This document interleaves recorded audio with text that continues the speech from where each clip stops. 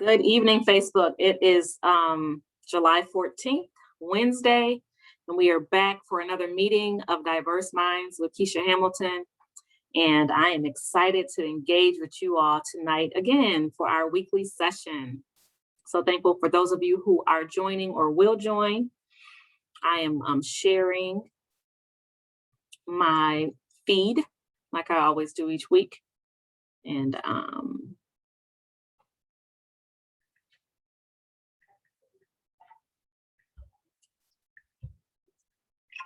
okay, so I'm going to jump right in because, I always like to jump right in. So Keisha Hamilton, your Meeting of Diverse Minds host for tonight.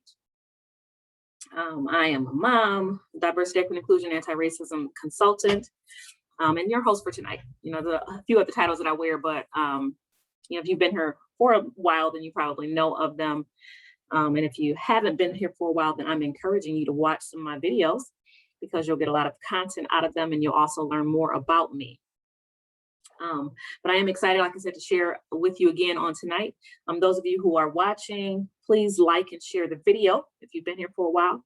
And also make sure you hit that little bell button so that when I'm going live that you will be notified.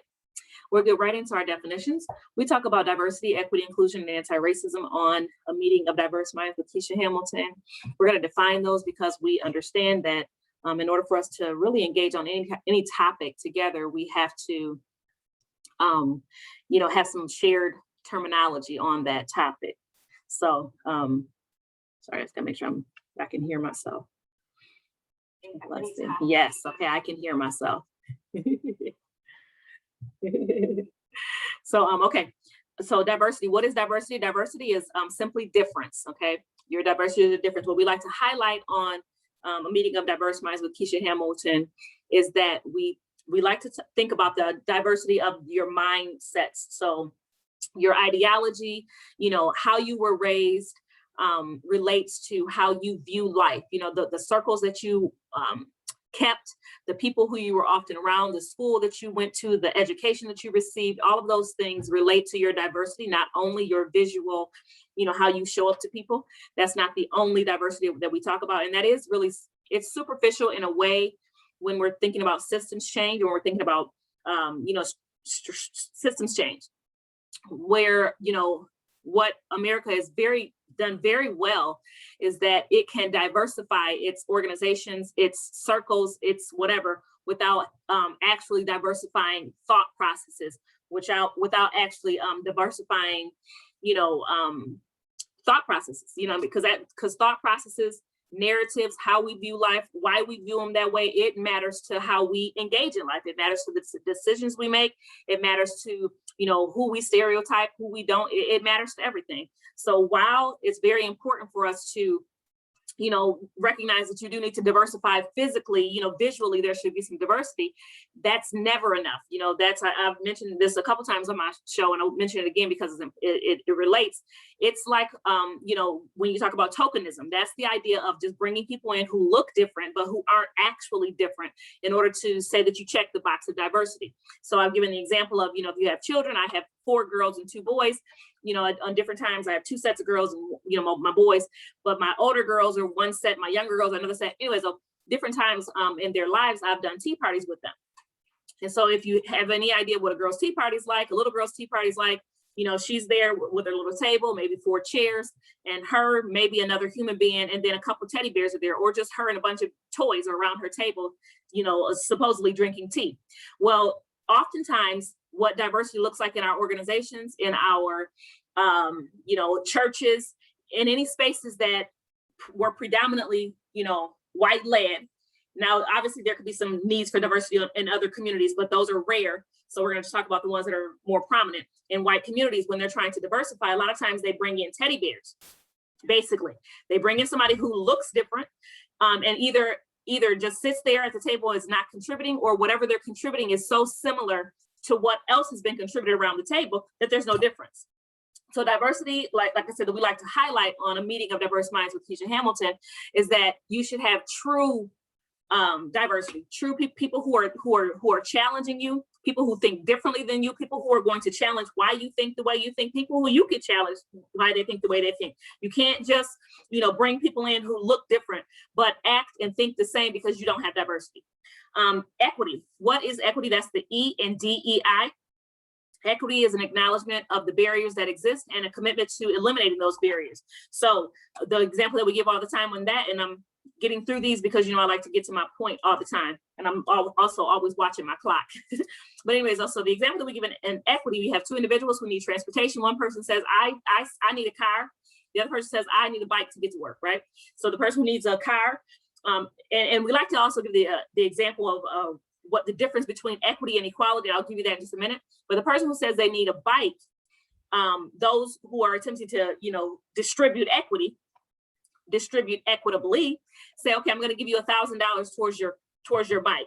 The person who needs a car, they're saying, I'm going to give you $10,000 towards your car. Equity is giving a person what they need to succeed.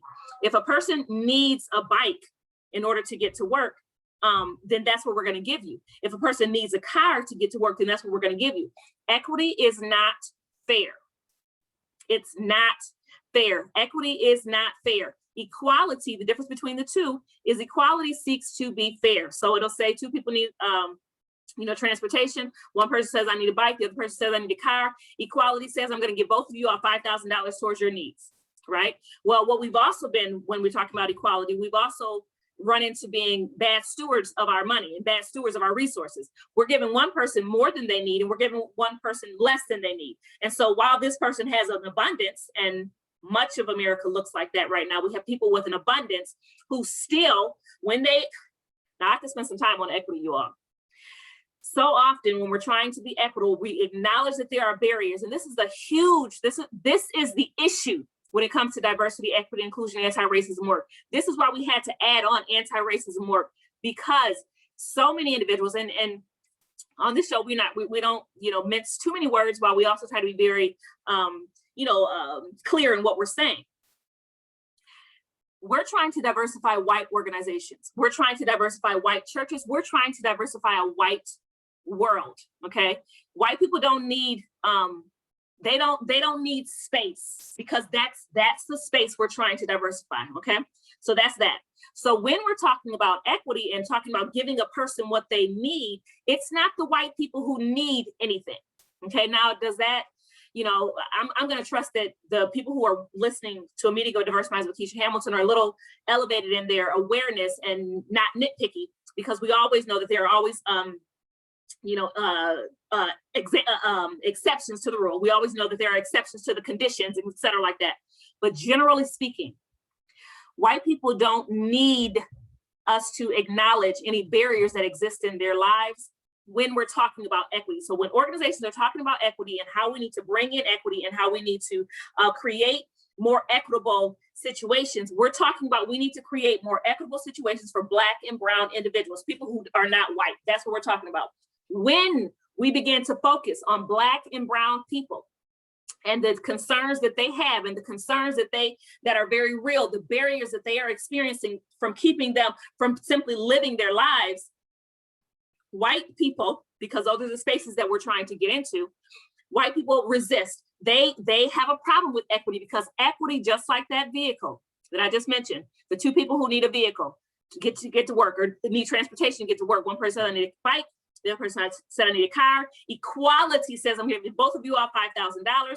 We've been a bad steward, but equality is also a lot of times where white organizations go so that they can avoid the "you're not being fair" conversation that white individuals have when they see Black and brown individuals getting more than what they feel like they have. Okay. Now, mind you, they don't need the more. They just don't want you to have it. They don't want you to have, Black and brown individuals to have, what they visualize as more. They don't understand that you only need a bike. You only need $1,000 for your bike and everything that goes with it. Your helmet, your elbow pads, your ankle pads, your knee pads, your bike permit, your chains, lock it up, your whatever, all you need is $1,000, right? And this person who needs a car needs a car. So we're giving you $10,000 towards your car so that you can get a decent car. We live in Michigan. We know a lot of cars have rust and, other issues that these cars be having, right? So we got to get you a $10,000 car. Now, this person doesn't need anything more than a bike. But because you're giving them a car, they're going to make us think about it. We've got reverse racism now. That's what they're saying. You're focusing on the fact that they don't have curriculum needs. They don't. Now, this is an example that's close to my heart because I'm also a JPS board trustee. We have individuals who will say, hey, look, you know what? We need to have better curriculum. We need to have culturally relevant curriculum for our students. This is curriculum that addresses the needs, the culture, that enhances it, that promotes it, that empowers it. This is what we need for these students. And then other individuals who are sitting on the other side who have never missed a meal, never missed any programming or curriculum that speaks to their needs or empowers them as individuals, or that just uplifts them in more than 400 years, will look at the situation where these individuals who have been consistently excluded from everything and their communities are torn down and showing impacts of those exclusions, and say, but you're not being fair and there's reverse racism going on, and for you to give the blacks more, they always like to say the blacks, for you to give the blacks more, that's not being fair and that's illegal, okay? Equity is not fair.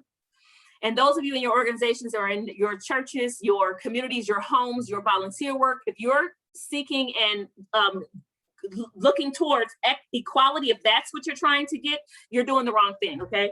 You're missing the entire mark. Equity is not fair. And equity means that you're going to acknowledge that this person does not have what they need, and I'm going to give you what they need. And that may look like you getting less or not the same. It may look like you getting not the same. And that's okay, okay? Equity is not fair. So many times people are, so like, we gotta be equal. No, there's no way in this world that we can tie the hands and feet of Black and brown individuals for 400 years, stunt their growth on purpose, hinder them, block them, do everything in our power to destroy their communities and destroy them, then say, okay, we have untied you, your communities are burned to the ground, your families are completely broken up, you have no wealth, no, you have nothing. And now let's go ahead and build together. That's what happened when individuals when the enslaved African Americans were released from slavery. They released them to do with nothing, okay? And then white individuals got mad that they were released when the government said, during the short period of Reconstruction, when, the government was actually helping the very short, I don't know if you can see my eye through there. If you can't, that's good, because it was that short, that small. When the government was actually supporting African Americans, trying to get them on their feet, these white individuals in the South who were just mad that they were no longer allowed to have their slaves, no longer allowed to have enslaved individuals, got mad and said, well, you can't keep giving them this. And so we're going to fix all these things so that Black codes and Jim Crow laws and et cetera, so that they can't have. Anyway, so, okay, equity is not fair. I can talk about equity forever. It is everything, okay? If you're going to create anything, this is why it's hard to have, not hard for us, but oftentimes it's difficult for us to have conversations with white people when it comes to reparations, because they're saying in their mind, I shouldn't have to give you anything. You just need to figure it out on your own, like I did. When in actuality, we African Americans, indigenous, individuals are the ones who, held them up while they created a life for themselves, while they created generations and et cetera for themselves. We built them up, we held them like that so that they could do all those things. And then they're saying, now that you're no longer holding us up and you're here on your own, now go ahead and build yourself up. Nobody's holding us up, and we would not want that. There's no, African Americans and indigenous folks, we don't want anybody to ever be in a condition we were in. We don't want anybody in that condition. But regardless of not wanting that, they still expect us to know what to do. And Reconstruction also showed us that African Americans, what we never are confused about is what we need to do. We often are just under-resourced. Okay, I can spend lots of time on that, and I have already spent more than I usually spend on that, but equity is everything. Equity is not fair. Do not seek fairness in your equity. Seek to address the needs of the individuals who have been historically excluded, and make sure that they are fully taken care of. What is inclusion? Inclusion is having a seat at the table. I'm going to rush through this one because I want to get to my topic for tonight. Inclusion is having a seat at the table. I'm looking at my computer because my printer wasn't working, so whatever. Anyways, but inclusion is having a seat at the table, right? This again relates a little bit to that Tea Party, well, actually a lot bit to that Tea Party idea. Oftentimes our organizations want to tokenize individuals. They're like, okay, I want to check off diversity. I got that face in here. I got a dark-skinned girl, a dark-skinned Black woman, and she wears her hair natural. I clearly check the box, okay?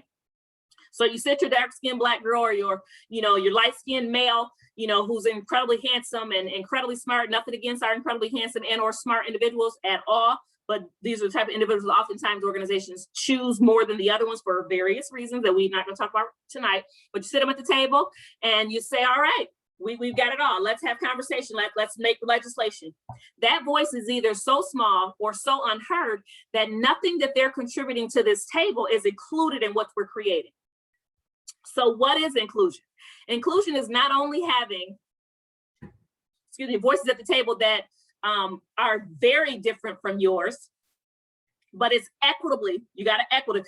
Okay, imagine, and we don't have to imagine this, okay? So just consider, you've got a room that has been occupied by white individuals for 400 years only, okay? Only white individuals. And then over the next 60 plus something 100 years, you are, on occasion allowing one or two, individuals into that room, okay? And while you're allowing them into that room, this process of, we're letting you in here, but you better not say anything is occurring, okay? And the Black individuals who are in those rooms, they know that they have really no say. Not only do they have no say, there's just one of them in their room. So they're surrounded oftentimes, let's say it's 20 people in the room and they're the one chocolate chip, is one time I described it on here. They're the one chocolate chip in the cookie. Everybody else in the room is saying one thing, and this one person is saying something else, or not saying anything at all, because they're, surrounded by all these individuals who have the same thought processes, and they don't have the authority, to actually make any real change. They're really just there for show, and they know it. So when we're talking about inclusion today, what is inclusion? Not only do you need to make sure that you have chocolate chips in your room, you need to make sure that you have enough of them in that room that they can balance out the conversation, okay? That they can balance out the conversation. And actually, they ought to be tipping the conversation. And the reason, and I'm very clear on that, they should tip the conversation. Black folks should be, Black and brown individuals should be in your room, and then your white people. The reason why we are operating in a world that was made and created for whiteness to succeed. If there are fail-safes all through the system of whiteness to succeed, and we're going to talk about them a little bit more when we get into our topic for tonight, which is white tears are dangerous. So these fail-safes exist in this system so that if we balanced it out, somebody's over here is going to get nervous. Somebody over here is going to get, is going to draw back because they're thinking about the job. Somebody's going to, over on this side, and these are white people, these are Black people. That's what just kind of, something's going to happen where this side is always going to keep prevailing. If you ensure that there are more voices in the room of those who've been historically excluded, then whatever you create is going to balance itself out. We don't oftentimes want to be inclusive, having individuals at the table who look different and who will challenge the system, and then including what they have.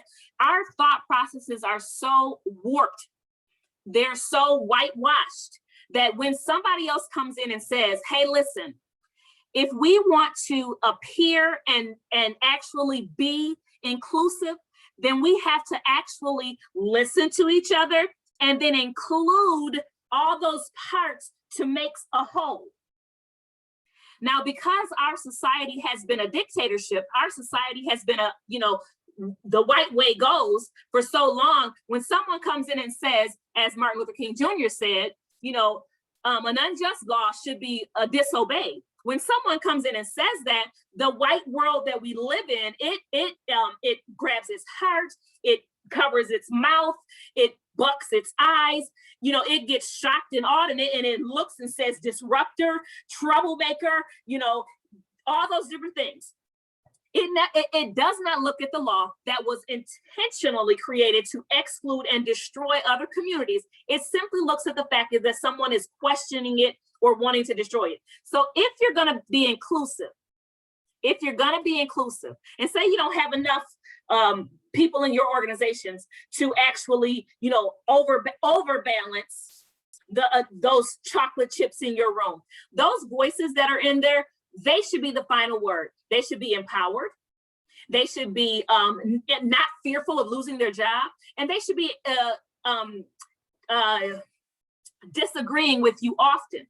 Okay. And then whatever they decide at the end, after all this conversation has been had, the final word, because it's always this thing where, we're teetering back and forth in the conversation there. We've gotten to a place where we've worked out a bunch of details. And then the last detail, oftentimes, we're teetering between the two. It's always, will the white way win, or will the inclusive way win? Will the exclusive way win, white way, or will the inclusive way win, people of color way? Which way is going to win? And if you study history enough, you're going to know the white way is very exclusive, and people of color way is very inclusive. Which way is going to win? Okay, we always got that teetering. When you're talking about inclusion in your organizations, and you want to, you need to make that final decision of which way is going to win. This one, okay. This is the one that should be winning, the black way, the black and brown way, the people of color way, okay? That last piece to that puzzle that you're trying to put together, and you're trying to decide, well, do we do it like this? Do we do it like that? Do it always follow and end with the way that the black and brown individuals in your organizations are telling you, or other people outside, whoever's talking, as long as those black and brown voices don't echo you. Okay. I had another conversation. I have conversations all the time, people, where, I mentioned in the conversation, the black and brown voices that you listen to matter. Okay, I'll repeat that because, it's a point. The black and brown voices that you listen to matter. They matter. If the black and brown voices that you're listening to, that you're getting your information from, that you're, feeling empowered by, sound exactly or very similar to ideas that you already hold, you're listening to the wrong black and brown voices. If you don't feel challenged and uncomfortable and even turned off at times by those black and brown voices, then you're probably listening to the wrong voices. Okay, I'm gonna keep going because I'm a little behind. Racism. What is racism? And we like to talk about that because we want racism to stop being this scary word for white people. It's just a thing that they created and that they need to destroy and get rid of so that we can have a better world. But they need to understand what it is. We need to, black and brown individuals need to understand what is racism. So many times we ourselves are like, well, that's reverse racism. Like, no, we got to do our education. We got to study and do our homework. So let's do a little bit of homework tonight, okay? Racism is simply a social construct. That means, somebody somewhere in some room created racism. They said, we want to create a differentiation, a categorization of peoples. And what's the easiest way to do that? Well, at first it was people who are coming over, because at the time when these white potato farmers were coming, and I always use that example, but there are other ones, when these white potato farmers were coming over from Irish, Africans were still enslaved. So at the time, these indentured servants, oftentimes they came as, they were the race that was not accepted because they were indentured servants. They were white, their eyes were blue and brown and, whatever colors, green that, white individuals have. Their hair was blonde and red and, they were white. They looked white, okay? Well, then as time continued to go on, somebody somewhere in some room said, well, we've got to recategorize this because, these Black individuals are now free. So we got to recategorize who's supposed to be on top and who's supposed to be on bottom. Who gets to do it? As early as like the early 1830s, we were writing laws. Now, mind you, I can get off on tangents because this stuff really gets at me. But mind you, we're white Americans when they came here. We're in a whole different country, in somebody else's country.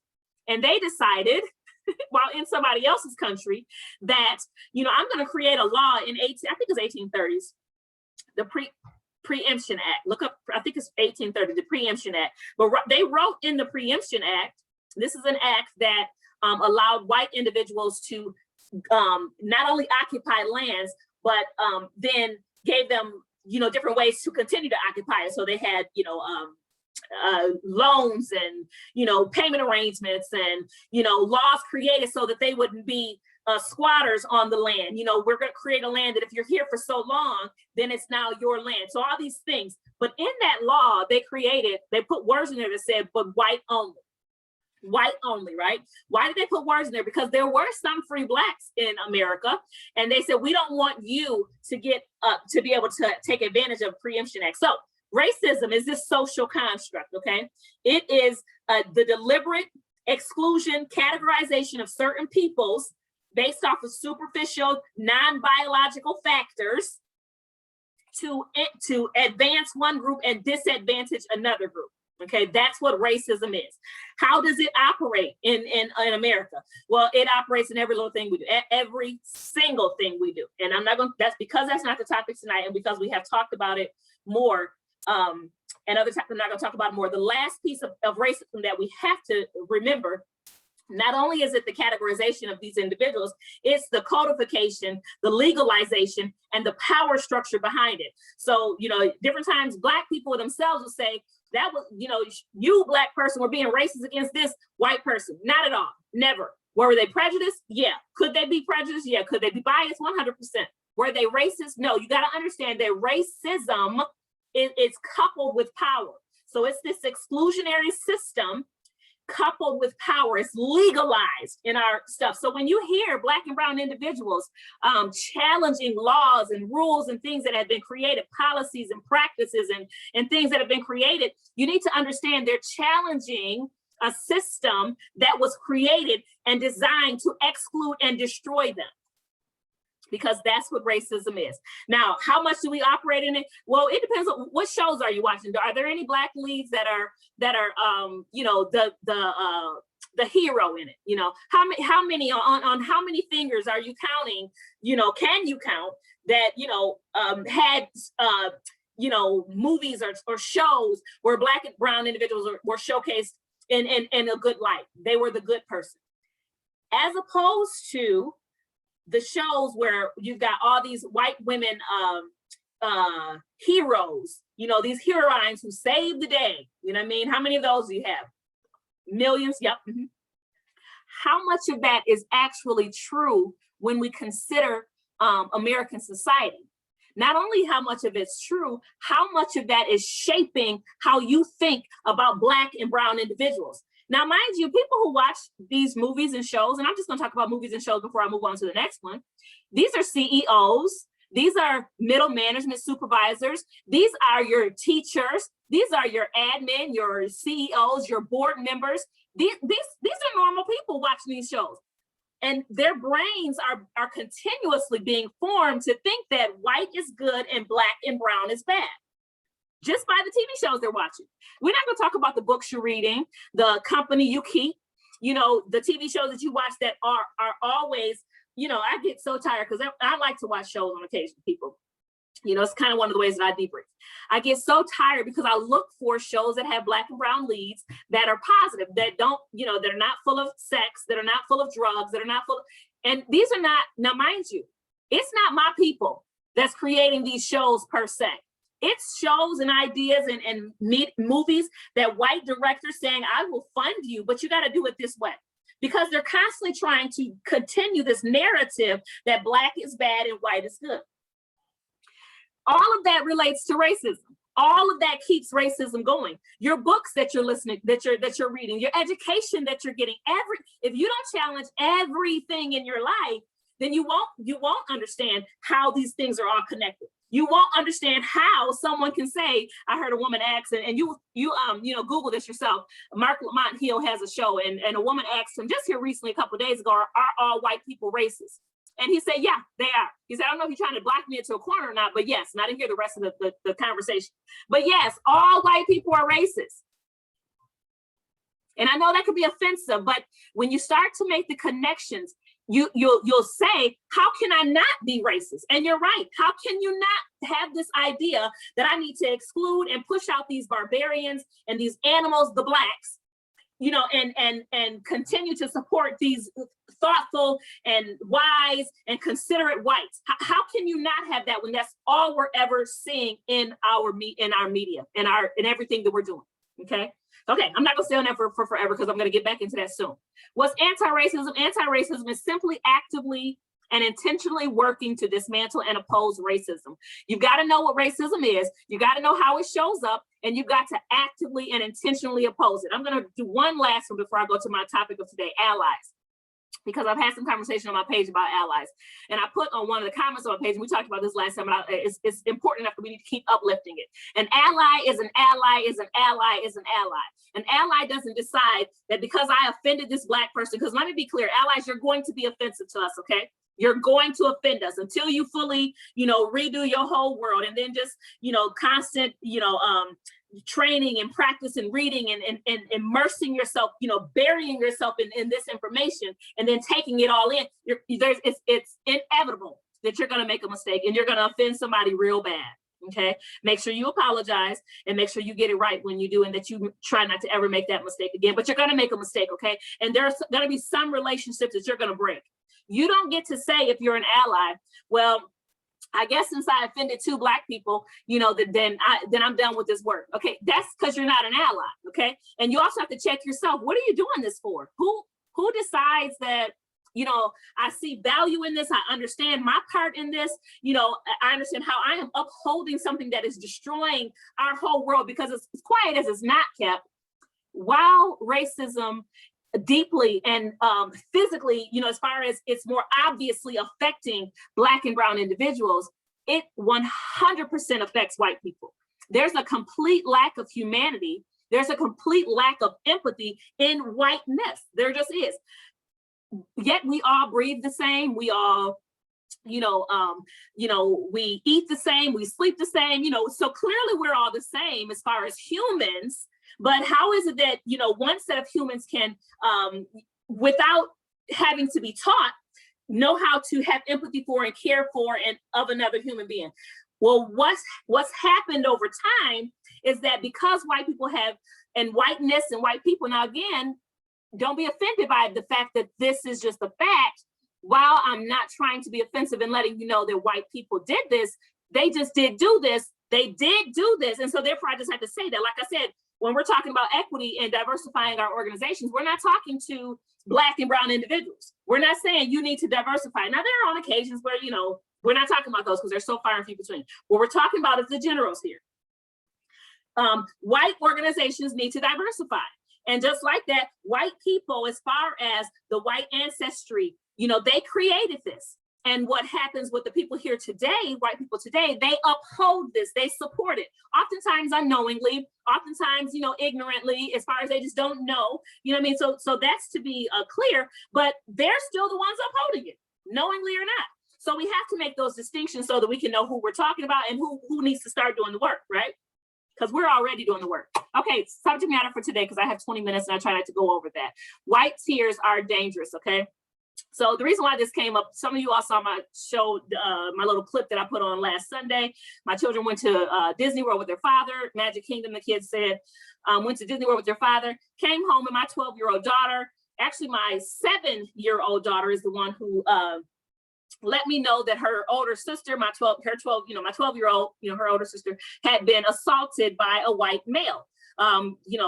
According to my 17-year-old daughter, and I'm saying these ages because I want you to know that they are fully thinking and reasoning individuals. My 17-year-old daughter said, this was a big white male. So big, and she's about 5'2", she's about my height. She's a lot smaller than I am. She's more like I was when I was her age. I'm much older than her now. But so my 17-year-old daughter, she says he's probably about 6'2", 200, maybe 215 pounds, maybe 230. So somewhere around that area, but a big guy compared to a 12-year-old, 5-foot little girl. Kelsey's tall, somewhat for her age. She's about 5 foot. Kelsey's about 5 foot. That's my 12-year-old. So my daughter's walking through the line, and I'm not going to give you all the details of that because it's much less important than the fact. And it doesn't matter. It doesn't matter because, I'm not going to give you the details because it does not matter. It really doesn't. Okay. But just so you know, and go back and watch the video because I do give you details on there. So she's walking through this line, and this gentleman who, I'm sorry, did I just call him a gentleman? This male coward, because what else can you be to bump and to bump and then push against and keep there a little girl that's not your own, that you've never seen in your whole life, Black, a little girl that you've never seen in your whole life yell at a little girl that you've never seen in your whole entire life because she's doing something that you feel like she shouldn't be doing, which really is none of your business, okay? So this gentleman, pushes my daughter with his bat, pins her against the wall, then begins to yell at her while he's blocking her from getting to the people who she needs to get to. My situation did not end like Tamir Rice, so I'm still here able to talk to you tonight, because it didn't end that way. But part of why I do what I do is because I recognize that at any moment, me, my children, my sons, my brothers, my sisters, at any moment, my family members, people in my community can be another Tamir Rice or Sandra Bland or Trayvon Martin, right? These white tears, now mind you, during this incident, because I wanted to talk about it a little bit, during this incident, the man's wife was not there. And I talked about this a little bit on the other day, so you can look at more details. The man's wife, who's not there, she comes during, the time when they're talking to security and et cetera, to try to get some resolution to the situation, who was not present during the incident. She was not present during the incident. And she begins to cry, right? And talk about how her husband is a good man and how we all should just try to get along. That's another thing. Whew, Jesus, when I'm telling you that so often whiteness and its quest and its determination to never be held accountable is consistently talking about, can't we all just get along? Both sides were wrong. And that's, I just had a thought come to mind, and I don't usually have those thoughts come to mind, so I'm not going to share with you. But that's a load of crap. Okay, that's a load of crap. Some of you all may have realized, and I'm just going to keep talking because it's all the same. So Abigail Elphick, that's her name, Elphick. Hopefully I'm pronouncing it correctly. Abigail Elphick. She's the Victoria's Secret Karen. So look her up, just put in Victoria's Secret Karen. She's, she was our latest Karen. And I'm not going to describe Karen for you or define Karen for you right now. I'll let you look that up as well on Google. Look up Karens or the rise of Karens, and you'll see what that means. But as I continue on, you're going to understand. So we got a couple of names here for you. Abigail Elphick, Carolyn Bryant, Sarah Page, Fannie Taylor, Eleanor Strubing, Victoria Price, and Ruby Bates, and Amy Cooper. These are just a few names that we have for you, okay? These are some documented names, okay? So and hopefully as I continue on, you'll be able to make this connection as to how how it connects. How all these people, how do they connect, right? So Abigail Elphick, she's the Victoria's Secret Karen. She's the one who had a complete meltdown in Victoria's Secret. The video starts with her attempting to assault a Black woman. The Black woman lets her know very clearly that she might want to make a different decision, as opposed to hitting her. She chooses wisely and does not hit the Black woman initially, but she backs up and begins to have a complete meltdown in Victoria's Secret. Like, I'm a mom to 6, and my children didn't act like her when they were 2 and 3. They just didn't. But this woman is 22. I think they said she was 22 years old. Had a complete, and go look it up because it's everywhere right now, okay? Victoria's Secret Karen having a complete meltdown. What happened in this, though, at the end of it, Victoria's Secret employees and mall security, as well as the cops, were all looking to the Black woman to vacate the space that she had just been assaulted in. Because this white woman's tears were so, I don't know what they are. I just know that they were present. The tears were present. And despite the fact that cameras and individuals around were letting the authorities know, Victoria's Secret staff, mall security, cops, that this white woman attacked a Black woman, because the Black woman was not crying tears and this white woman was, and having a complete meltdown, they all wanted the Black woman to leave. She said no, but that's what they were requesting. Who is Carolyn Bryant? Okay. And this is 2021 for Abigail, because it's just a couple of days ago. That's Victoria's Secret Karen. Carolyn Bryant happened in 1955. She's the white woman who accused a 14-year-old Black boy of speaking to her. She spoke to him. She accused him of speaking to her, and that boy ended up at the bottom of a lake after he had been tortured severely and then murdered. His name was Emmett Till. Look him up. His name is Emmett Till, Carolyn Bryant. She did, I think, admit to her wrong, but they didn't put her in prison. Maybe because she was white, I don't know. Sarah Page, this is 1921 for Sarah Page. Sarah Page is the woman, she was on an elevator, and supposedly, you know, different occasions, different parts of the story, but she screamed. We do know that much. Sarah Page screamed, and when she screamed, a Black man was seen fleeing from the elevator where she was at. Whatever happened as a result of that, eventually it came out that he stepped on her foot accidentally, because we're talking 1921, no Black person in their crazy mind, let alone their right mind, would step on the foot of a white woman with the way the society treats white women and Black men. So he stepped on her foot clearly by accident. She screamed, never cleared up whatever actually occurred, and we had the Tulsa Race Massacre. You'll hear Black Wall Street was burned to the ground. That's the Tulsa Race Massacre, over one white woman screaming because of an accident that a Black male made that she chose not to clarify. Okay, that's Sarah Page. Then we have Fannie Taylor. This is a white woman who was involved with a Black man. This is a white woman who was involved with a Black man, did not want her husband to know that she was involved with a Black man. She accused him of raping her. And then we have the Rosewood Massacre. Now, you know, a massacre is more than 3 people being killed, right? I need to look up the exact numbers. I had this in my criminal justice class, and I can't remember right now how many numbers equate to a massacre. But we have a whole massacre about a woman who's sleeping around on her husband with a Black man, didn't want her husband to find out, accused her Black lover of raping her. And then we have the Rosewood Massacre. Look that up. Eleanor Steubing, who's she? I'm getting close to my time, people. Eleanor Steubing, and Fannie Taylor was in 1923. Sarah Page was 1921. Fannie Taylor, 1923. Eleanor Steubing is 1940. She also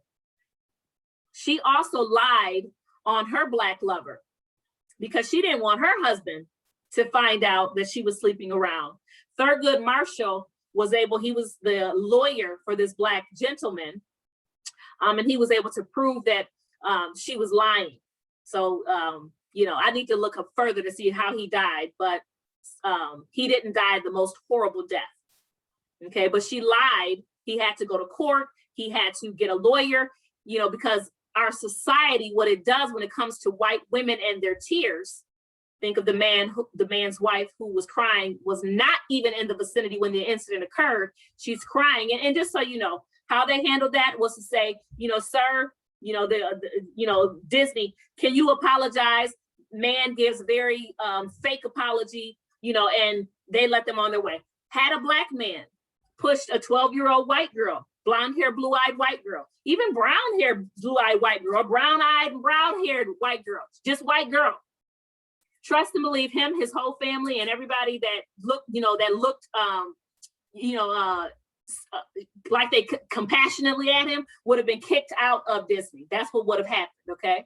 It wouldn't have been just, can you just apologize? Can we all just get along? No, we can't all just get along, okay? For one, you shouldn't have people in your organization, and you should not be allowing visitors in your organization, Victoria's Secret, or anywhere else, who would, you know, accuse and assault other people and then ask those who've been assaulted to be the ones to leave, okay? So that's Eleanor Steubing. She was 1940. Victoria Price and Ruby Bates are the Scottsboro Boys people. These are 2 white women who were on a train. There were about 9 or more Black boys on this train with white kids. The white kids and Black boys got into an altercation on the train. The white boys did not want the Black boys to stay on the train. So that's where the altercation came in at. The Black boys were able to get the white boys off the train. The white boys were upset about that, went to get some authority. But while they're going, 2 white women, Victoria Price and Ruby Bates, thought it would be real smart to accuse 9 Black boys of raping them. They accused them, and these young boys, 13 to 19, 13-year-old boys to 19, were convicted and sentenced to the death penalty. That's 1932. That's the Scottsboro boys. And then we all know about Amy Cooper. She's, I'm almost done here. Amy Cooper is the Black woman who accused a bird watcher, a gentleman who in Central Park, he was watching birds. She accused him of threatening her and her dog, called the police crying her eyes out, accusing him of things that never occurred. Her charges were dismissed, and we don't have to question why, the tears of a white woman allow charges to get dismissed, but they do all the time. And this is 2021. So, let's do our own research. These are just a few names that I'm giving you, where whole communities were completely destroyed or lives. But this woman, her charges were dismissed, and now she's suing her employer for discrimination because they fired her after this incident. And then Mia Poinsettia, she's the Hispanic young lady out in California. I think she was in New York at the time, though. Yeah, she was in New York, Soho, that's New York. She accused a 14-year-old Black boy. Now, mind you, this is the fear that Black and brown individuals have every single day, walking out their house, being in their house. This is the fear that they experience as Black moms, as Black people, as Black boys. And we have people like Mia Poinsettia, she looks like she's Hispanic. Okay, Poinsettia Mia. Whiteness, what it does, it rewards light skin, straight hair over Black all day, every day, period. Unless that Black is operating in whiteness, then it rewards it, okay? So generally speaking, even those who can pass for white, and people do all the time, when they can pass for white, like Mia Poinsettia, accusing a Black boy of taking her cell phone. She didn't just accuse this guy of taking her cell phone. This is so crazy to me. How people just walk up and try to snatch stuff off the hands of a person they don't even know. This young lady decided to snatch the phone of this 14-year-old boy, snatch his phone because the back of his Apple phone looked like her phone. So therefore, he had her phone. She ain't never seen him a day in her life. But he got a phone. She lost her phone. So clearly this Black boy took it. Mind you, the phone was in a taxi that she had left it in. But she accused him. White tears are so dangerous. White tears are so dangerous. And I'm one of, probably a million Black women, Black people who can give you their own story. Not my daughters. That's another one that I have to sadly put into my box of stories. But we all have our stories of white women who have, and don't be offended if you're a white woman, okay? I just need you to know that this is occurring, to know that when you start crying, and oftentimes they do know, okay? So, so don't be offended. But most of the time, white women know that when they cry, society is gonna come running, right? So they weaponize their tears.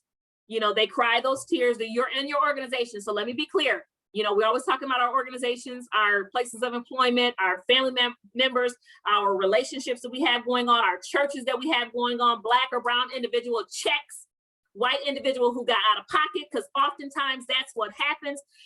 Anytime Black or brown individual, I had a conversation today where someone thought that, they could question me about what was going on, and I checked them and let them know I said what I said, and that's all I'm gonna say is what I said.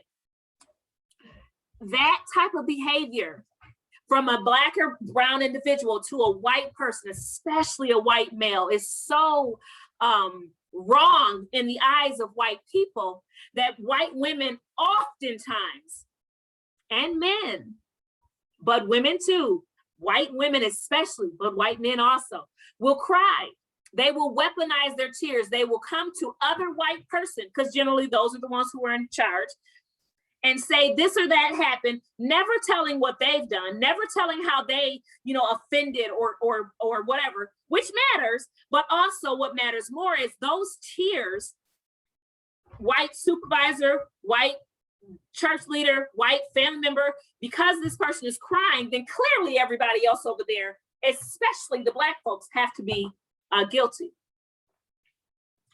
They're purposeful liars a lot of times. Well, the list of women that I gave you, and this is just the list that we know of, all of them lied.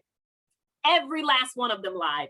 They cried. The woman whose husband assaulted my daughter, she lied. She was not there. And she said, my husband did not do this. You don't know what your husband did because you weren't there.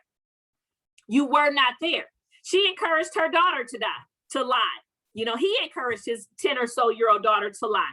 You know, they're questioning the group, what happened. You know, the daughter prior to affirmed my daughter's story. And then when authorities and security came on the scene, father and mother are looking at daughter like, you better not say what actually happened, which leads any smart person to recognize that this is not the first time that you've done this, clearly. Because if you got your 10-year-old daughter in a place where she can lie, like clearly this has been occurred. But this is what occurs. So societies, it continues to show up for these white tears without questioning the narrative, you know, without questioning how or why. You know, it continues to show up for these white tears without questioning the narrative, okay? It doesn't look at a full-grown white man who says he's a part of our armed forces and a 12-year-old child who says he pushed me, he blocked me, he yelled at me. All these people saw him do this. None of them are willing to, or not enough of them are willing to stand up and do the right thing by saying she's right and he was wrong. You know what I mean? Because in our world, whiteness can't do wrong. In our world, of course, there are many of us who are changing that. But while we're changing it, some of our children are still being assaulted. Mine today, hopefully not yours tomorrow. You know what I'm saying? So let's make sure we get in the good fight. Those of you who are not already in the good fight, get in the good fight, okay? Because like I said, mine's today, hopefully not yours tomorrow, but you're Black and, you know, anything can happen. So society continues to allow these white tears to accuse us, and then it demands compliance. These people at this organization, Disney, told my daughter, why don't you both apologize? Whiteness believes that there's a both and narrative. There's not. Whiteness believes that there's a both sides narrative. There's not. White people do evil, horrible things all by themselves, all on their own, just because they can, and then look at, you know, Black or brown person who checked them in their spot and you know, gets mad at it, cries, and then other white people come in and say, well, you Black person who was done wrong, just apologize to them. For what? I don't know. Yes, so we have our Victoria's Secret Karen, who, you know, she completely had a whole meltdown. I mean, literally falling onto the ground, you know, crying, acting like she's dying. And mind you, she was chasing after the woman, the Black woman. She was literally running towards her for much of the video and telling the Black woman while the white woman is running toward her and the Black woman is walking away, stop following me, stop chasing me. Black woman wasn't saying that. Black woman's walking away, white woman's walking toward her, crying while she walks toward her, yelling, screaming, acting like she has absolutely no good home training, because she doesn't, clearly, and saying to this Black woman, get away from me, while she's walking toward her. Oh, Jesus. Okay, so yes. So you know, we're about to be done because I'm over my minute. I'm over by a minute. Thank you for joining another meeting of Diverse Minds with Keisha Hamilton. I want to leave you with this. Question everything, especially white tears. Don't just automatically believe white tears. Don't just automatically believe white tears, okay?